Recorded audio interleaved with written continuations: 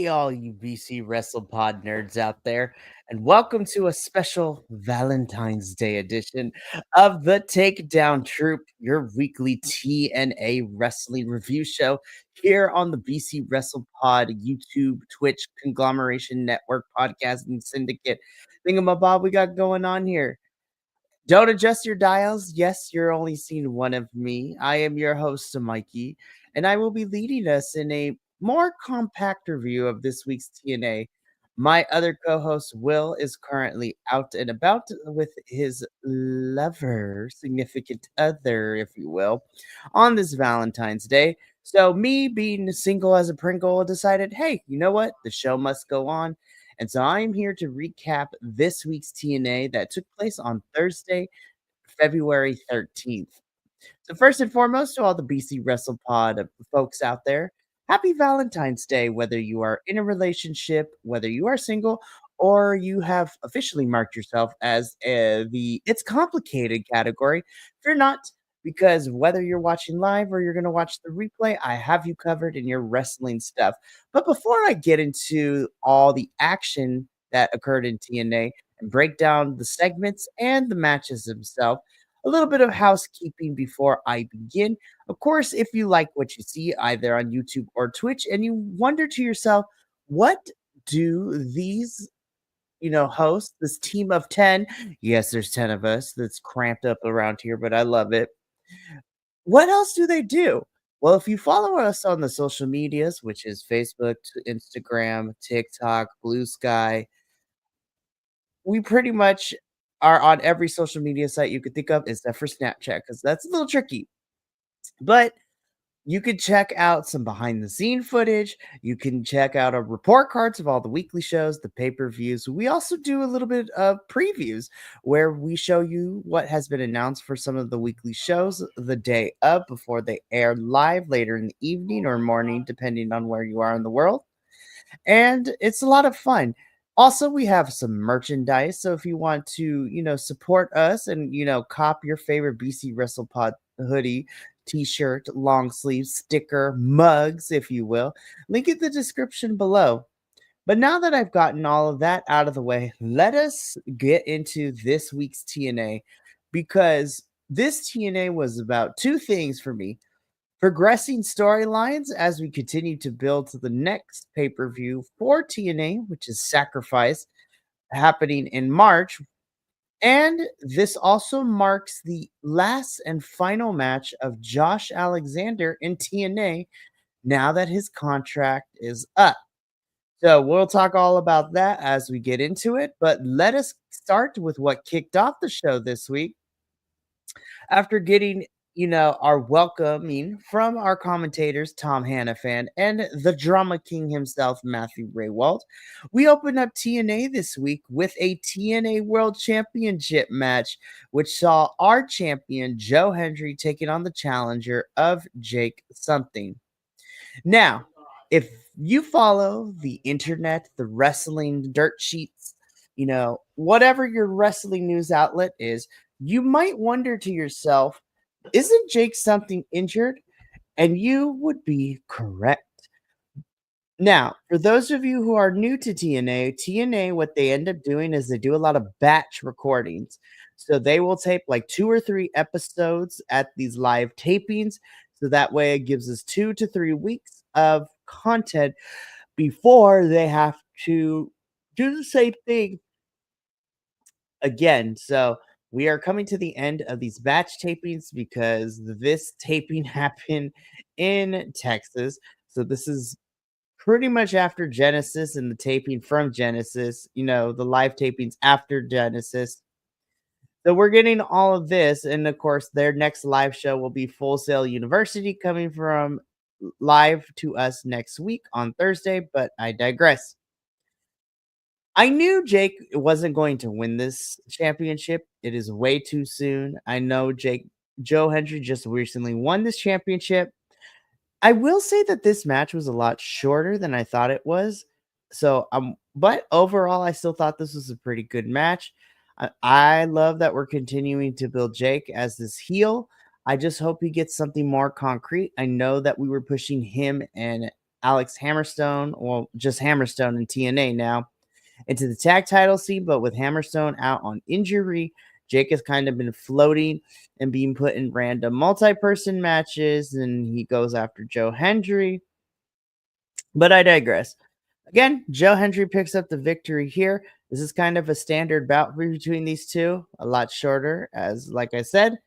But the more interesting part is as Joe Hendry is celebrating in the ring, he gets interrupted by Ryan Nemeth, who confronts Joe Hendry after the match. You know, I've said it before and I'll say it again. Ryan Nemeth annoys the heck out of me, but in a good way. He is that chicken S heel. He is going to be getting on your last nerve. He's just annoying, but that's the point. He is playing the little brother to Nick Nemeth, his older brother, in this whole situation. So Ryan Nemeth basically says that Nick deserves a rematch and that Joe Hendry is not a good person. The stuff that we've been hearing over the last couple of weeks since TNA Genesis, that Ryan Nemeth has a vendetta against Joe. So Jake something tries to, Nick Nemeth comes into the ring to kind of quell the things. Santino comes in.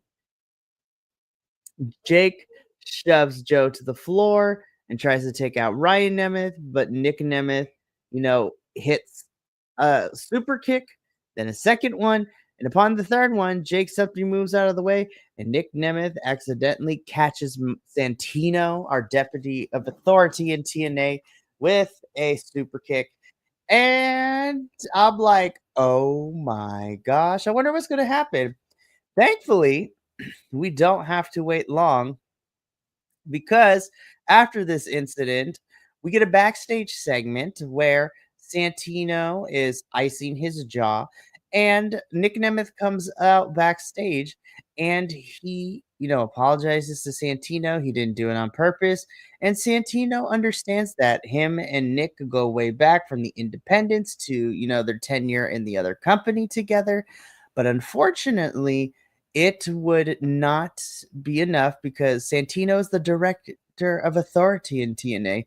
So he's going to have to uphold the rules and regulations. So because of what Nick Nemeth did in the ring by super kicking Santino, Nick Nemeth is suspended for 4 weeks without pay.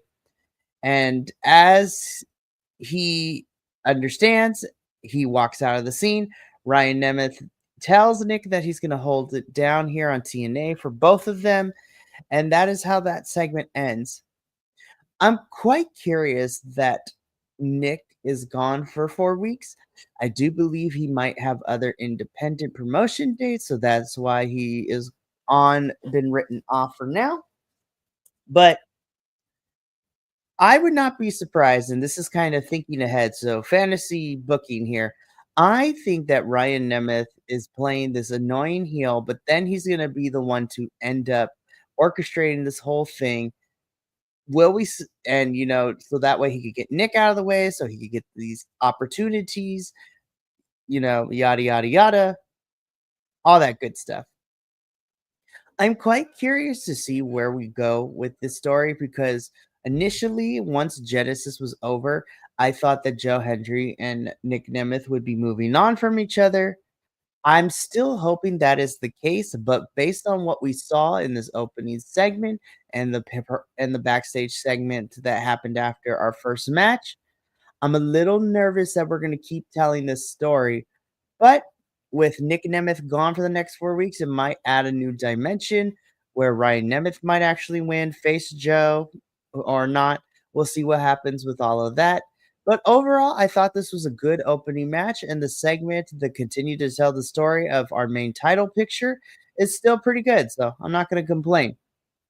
So, after the backstage segment with the Nemeth brothers and Santino Marella, we do get into our next match of the evening, which features, the House of Elegance. So, Ash by Elegance and Heather by Elegance are in action against a local tag team. So, it is the House of Elegance versus the King Bees, which I love. It's fantastic. Love the I love their ring gear. It was super fantastic. And of course, this was a good like 7 to 8 minute um enhancement slash squash match. The King Bees, they did great. I thought they were fantastic. They got a little bit of offense in, but ultimately the House of Elegance wins once again. And so as Ash and Heather are celebrating, they decide, you know what? I don't think the King Bees have gotten beat up enough. So they go and, attack them again, but they are saved by our current TNA Knockouts Tag Team Champions in Spitfire. So we are continuing to have this feud happen between Spitfire and the House of Elegance. I am super happy that we're continuing this feud because of two reasons. Number one, I'm glad that we are continuing this feud because I think that all four of these knockouts are fantastic in the ring. I think they have a lot of potential to have a really fun feud and a really fun story. So that's one part. But I think the second part is I'm glad that TNA is not just doing one and dones with the Knockouts tag team division because outside of these two, we really don't have any other Knockouts tag teams. So Masha is currently our TNA Knockouts World Champion. So Killer Kelly is out of commission for right now. Um, I thought that TNA would sign the Hex of Allison K and Marty Bell, but that's not the case. So I don't mind that the story is continuing. Spitfire was able to retain their championships at Genesis, but we'll see where the story goes between these two. I love that we're getting this feud still. I think it's fantastic. So after this, we get a couple of backstage segments before we get into our next match. So first, listen, I have been calling it since the beginning of 2025, but there are two people in TNA that I want TNA to build around in terms of their men's division with the various championships that we have. And the first one I'm going to talk about is who appeared in this promo, which is Mr. Leon Slater. So Leon Slater is backstage and he is approached by the Hardys. The Hardys thank Leon Slater for helping them out last week in their match against the System. Leon says that as a kid growing up in the UK, that watching the Hardys in TNA was his first introduction to them as a little boy in the UK, as I said, and it inspired him to wrestle. And Leon knew he wanted to be a wrestler at 9 years old when he saw the Hardys on television. And so the Hardys were flattered about this, and both Jeff and Matt told Leon that it meant the world teaming with him and that he has a lot of star quality and a lot of potential to become a big name in the wrestling business, which I love to death. The Hardys are towards the tail end of their career as wrestlers. I am happy that we get to see them in TNA, and I love the praise that they showed Leon Slater. Of course, I'm going to be biased in my assessment of this segment because I love Leon Slater with all my heart. But at 19 years old, I really think that in 2025, I would like to see Leon hold that X Division championship and have that division be built around him. He has been wanting to become the youngest X Division champion ever since that he could start wrestling. And I really hope in 2025, TNA will give Leon Slater the chance to be able to do so and run with it for a little bit. But I love this. I love Leon. I love the Hardys. I think this is a fantastic backstage segment. And it kind of leaves the door open, so to speak, for the Hardys to come in and help Leon should Leon need their help down the line. We then get into our town hall meeting with the presidential candidate of TNA, Mr. Mustafa Ali. I know we didn't get a chance to talk about it a week or two ago, but I love that Ali is back in TNA. He has signed with him full time for at least for this round of his contract. I love this. I love Ali. So he has his town hall meeting And he introduces his new cabinet, which once again sees the good hands of John Schuyler and Jason Hotch rejoining Ali in his presidential cabinet. But now this time around, he has added a knockout in Miss Tasha Steeles. So I'm happy to see Tasha get some love. She is teamed up with Ali. I think this presidential cabinet with Ali has the potential to be a really fun faction. Tasha can go through the knockouts division. Schuyler and Hotch, the good hands, can go tag team. And of course, Ali can go for the main championship. So after introducing the cabinet, Ali begins to say that he himself and should be the number one contender. But then Tommy Dreamer appears and Ali begins to berate Tommy Dreamer, saying, "Oh, you showed up, so you think that you're the number one contender for all of this. What makes you qualified for all of this?" Tommy Dreamer says that he's not the guy, his fighting days are over, but when he thinks of the new face of TNA, it is not Mustafa Ali. And he points over where the camera pans that Tommy Dreamer believes that the next face of the company is going to be Mike Santana. And in perfect comedic timing, Mike Santana, who's not paying attention, is on his phone, looks up and says, "What, what'd you say?" And so then we end the segment with Tasha Steele saying, "Okay, I think we're done. I think we're done." So what I love about this whole entire thing is that over the last couple weeks, we've been hinting that Ali and Mike Santana are going to be feuding to see who becomes the true face of TNA. I think Ali for right now, makes a perfect foil to Mike Santana. So Mike Santana returned back last year in 2024 during the Rebellion pay-per-view. He had a solid 2024 in TNA, having a feud with Macklin. But ultimately, his I Quit match at Genesis against Josh Alexander was a thing of beauty, ultimately making the Ultimate Weapon finally quit after he was about to curb stomp his teeth into the steel steps. If you have not watched that match, please, I highly recommend going back and watching that from this year's Genesis. That match was fantastic. I loved it. But Ali's current character as this heel, egotistical, presidential candidate, I think is a perfect foil for Mike Santana, who, for all intents and purposes, is a Brooklyn brawler. He's from the streets. He will whoop your butt up and down.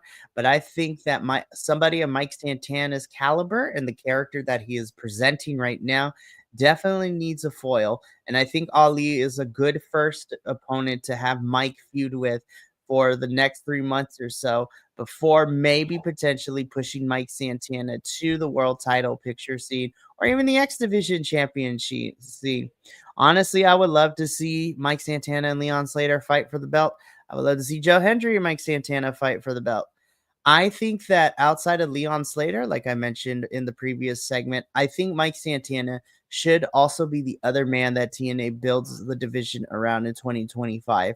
And this is a pretty good men's division here in TNA. So I'm excited to see where this feud between Ali and Mike Santana goes. And I really hope that TNA is able to give us a different dimension to Ali's character while also providing something for Mike Santana to have to dig a little bit deeper than he has in his previous feuds in order to continue to build that trust and love that Mike has with the TNA audience.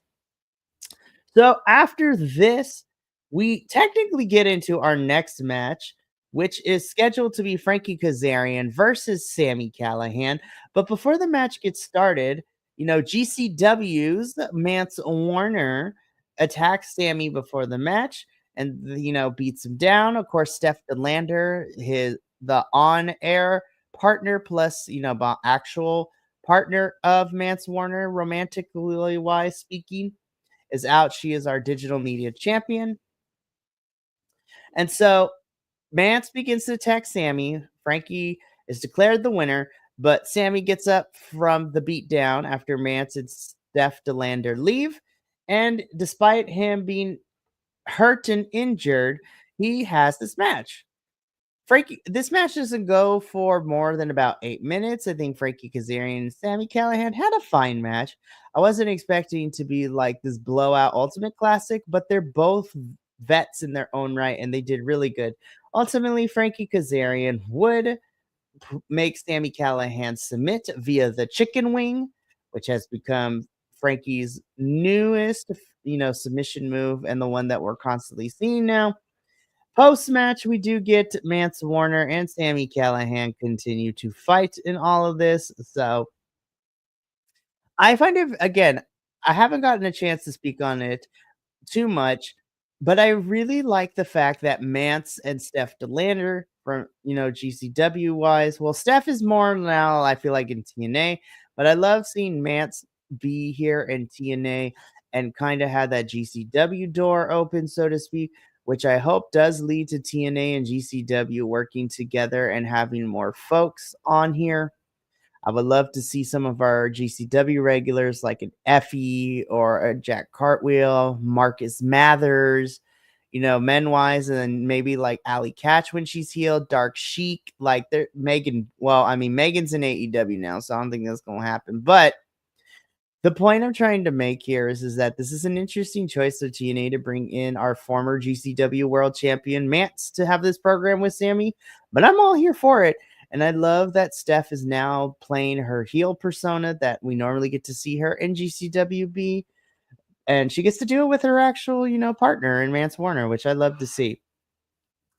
The only question mark I have in this whole situation, which, given the fact that he has the call your shot gauntlet where he can call it his shot anytime, my biggest thing right now is where is the direction for Frankie Kazarian, where we're going? Because he was feuding with Leon Slater for the last 2 to 3 months, and then it seems we kind of dropped it because Frankie couldn't get, Leon to join him as his young boy, his yes boy, more likely. But it's kind of weird.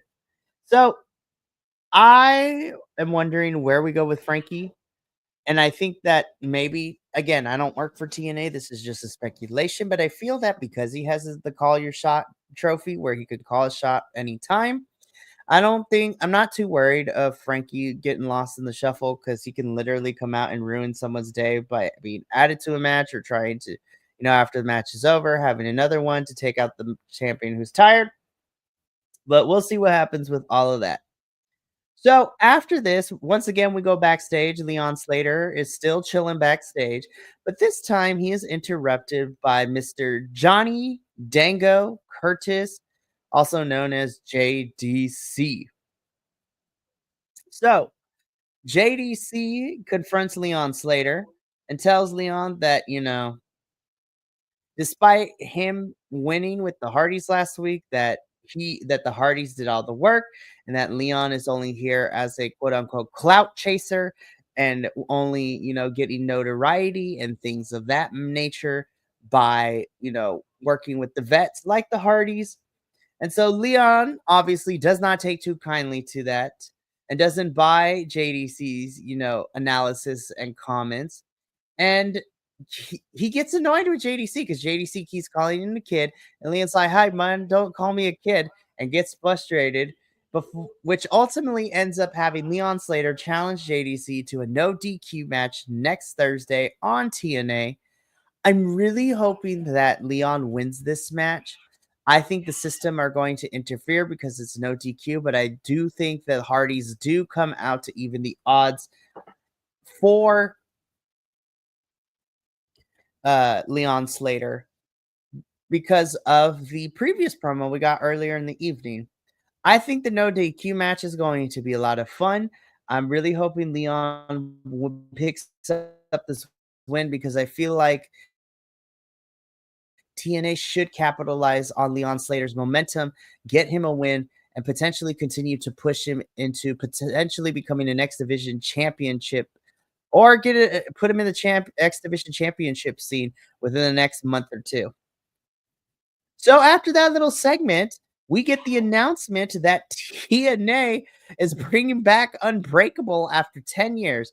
For those of you who don't know your wrestling history, let me school you really quickly. TNA Unbreakable was a pay-per-view where at one of the Unbreakable events is where we got the iconic that a lot of wrestling fans, both TNA fans and non-TNA fans love, was the triple threat between AJ Styles, Christopher Daniels, and Samoa Joe. So TNA is going to be bringing back the Unbreakable pay-per-view and is going to be happening live Thursday, April 17th. So I'm just sitting here.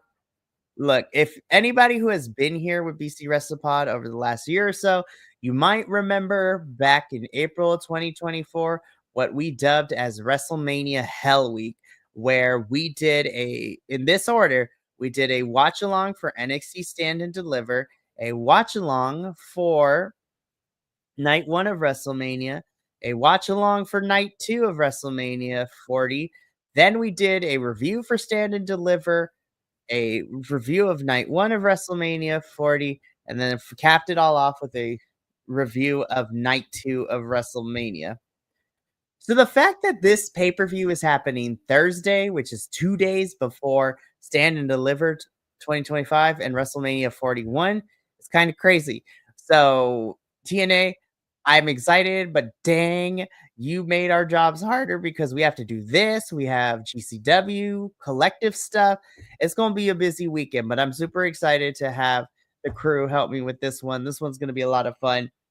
So I'm excited because outside of Sacrifice, we know that, which the crazier thing too is that with Unbreakable happening on the 17th, we're also getting their next pay-per-view, Rebellion, 2 weeks later, Sunday, April 27th. So I think Unbreakable is going to be a good lead-in into Rebellion, which makes me super excited. I think this is going to be a lot of fun. So from here, we get into our next match of the evening, which sees NXT's Cora Jade finally taking on Zaya Brookside. Now, Zaya has not been medically clear over the last couple of weeks, but now she is ready to go thanks to her participation last week in the Knockouts Battle Royale to determine the number one contender to Masha's championship. And so these two have been feuding for the last couple month or two. And so now we finally get the match. I thought the match was pretty good. Obviously, Zaya Brookside does have a lot more training, given the fact that she is a um, legacy child, as her dad is a wrestler. But it's also fun that she's wrestling a student of her dad's in Cora Jade. So this was a lot of fun.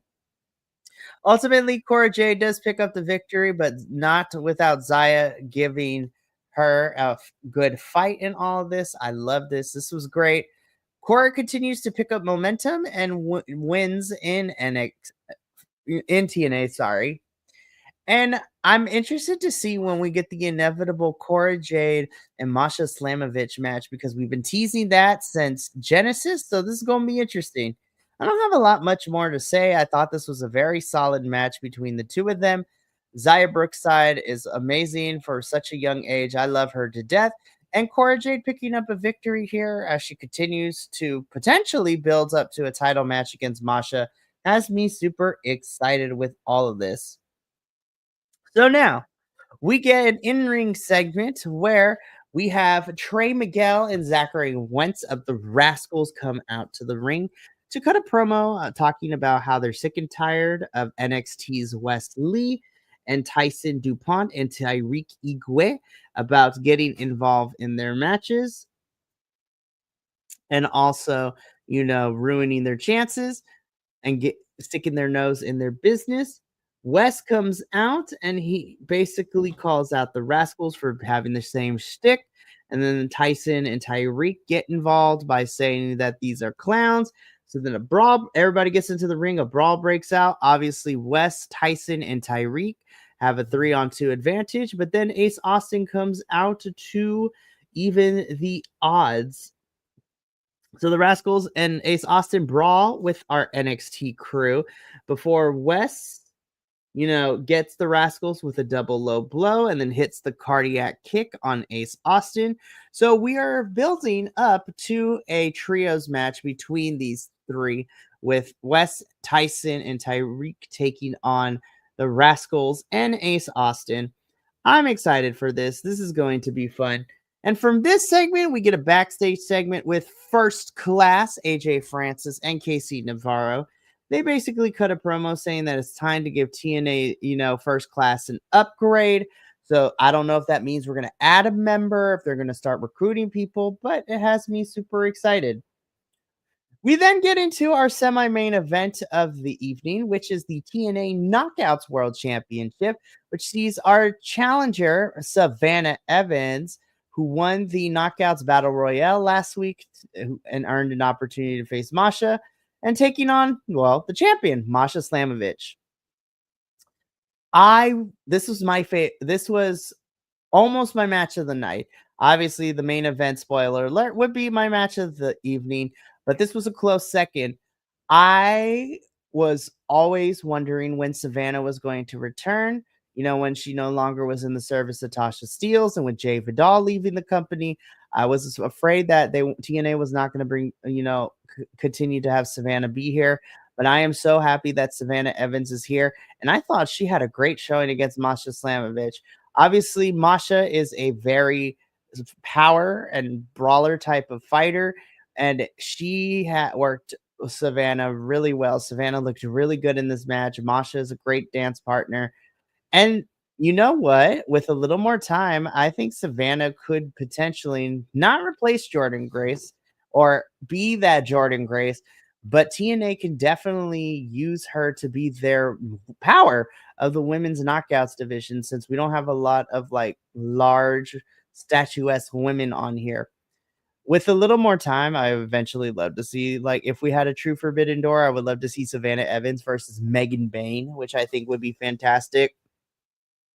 But I thought this was a really good match. It was very even. It was well paced. Masha Slamovich would pick up the victory here, and she retains her TNA Knockouts World Championship. Again, whether it's going to be on a regular show or if it's going to be at one of the pay-per-views, I still think we are going to see Cora Jade and Masha Slamovich collide. It's going to be fantastic. I think it's going to be a good one. I really love this TNA NXT crossover. I think it's allowing a lot of the NXT talent to work with some more established stars, and it gets eyes on TNA, which I'm never going to complain about because I want people to enjoy TNA as much as I do. So finally, we get into our main event of the evening, which sees Eric Young, who has now taken Sinner and Saint and the Northern Armory to make him a part of his little posse. So Eric Young takes on the walking weapon, Josh Alexander. This was my match of the night for two different reasons.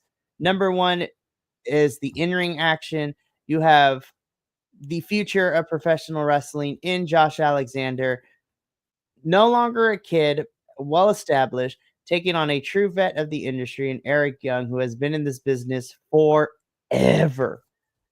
So the in-ring was fantastic. They know each other very well. They went to lengths that I was really happy to see. Lots of more grounded mat work from Eric and Josh. The hard hits. These are two people who know each other very well. And it was really nice to see these two go at it. But ultimately, what pushed it over the edge for me as my match of the night was the fact that this is Josh Alexander's last match in TNA. I want to take the time to give a little personal story before I get into, my final thoughts about this match. So I started watching TNA while it was still Impact. I started watching it towards the middle of the pandemic when the world shut down.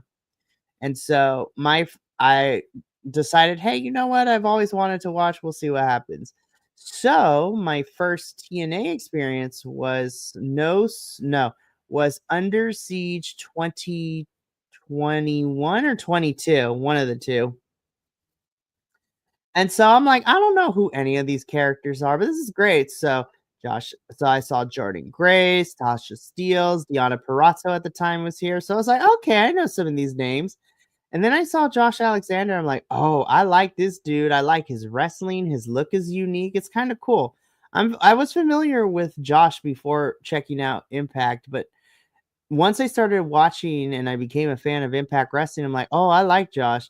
And then fast forward to now, Josh has been on my screen for the last 4 years in TNA, and now this is his final match here, and wherever he ends up going, I'm excited. So it makes me a little bit emotional because I've grown to love Josh over the 4 years that I've been watching Impact slash TNA and become a fan of this locker room for both the men's and the knockouts division.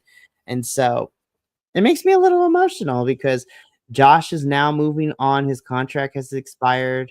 Whether he decides to go to WWE, AEW, or any other promotion, I'm going to be following him with all my heart.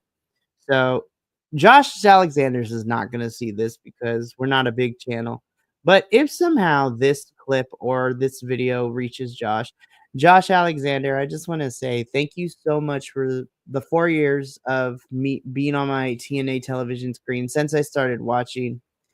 I have become such a big fan of yours. I love your wrestling style. I love the work that you did in TNA. So thank you. So my final thoughts on this match, again, the technical prowess of everything that occurred in the ring was fantastic. I thought both of Eric and Josh did really, really well. And of course, to no surprise, Eric Young does pick up the victory. He pins the walking weapon, and Josh Alexander laying on the mat as Eric Young and the Northern Armory go up the ramp to end TNA this week. So a bit of a bittersweet one for this one. Again, Josh Alexander's contract is up. He is no longer with TNA. That his match against Eric Young was his final match. So I'm excited.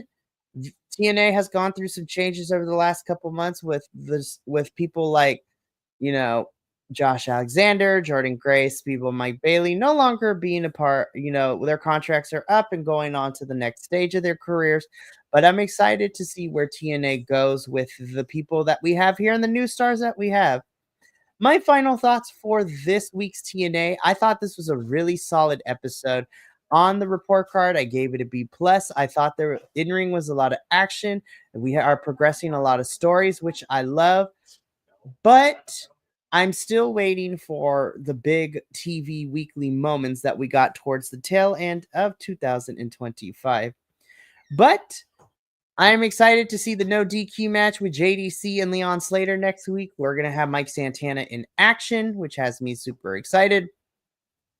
But yeah, TNA was really good this week. I'm sad that my co-host Will could not be here to review it with me, but do not worry, we will be back in both of us next Friday to review another exciting episode of TNA. And to kind of close this out before I get into my goodbyes and my ending spiel, we do have some exciting things coming up into the works.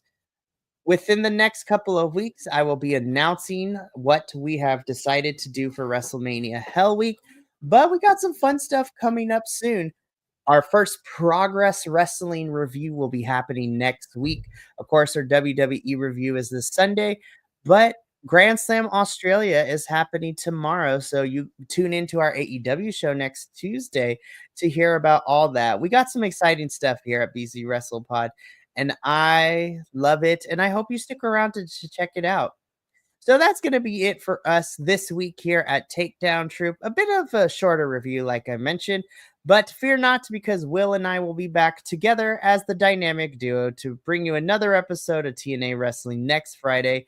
And check out our other shows here. We pretty much review everything. We cover WWE's on Sunday, AEW on Tuesday, NXT and CMLL on Wednesday, and we round out of the week with TNA. But it's not just the weekly shows. We do pay-per-view reviews. We do watch-along for some of these pay-per-views and whatever else we could think of. And of course, at the end of our month, we do our monthly podcast where we talk about anything and everything, because why not? It's wrestling. It's a lot of fun. But that is going to be it for us this week.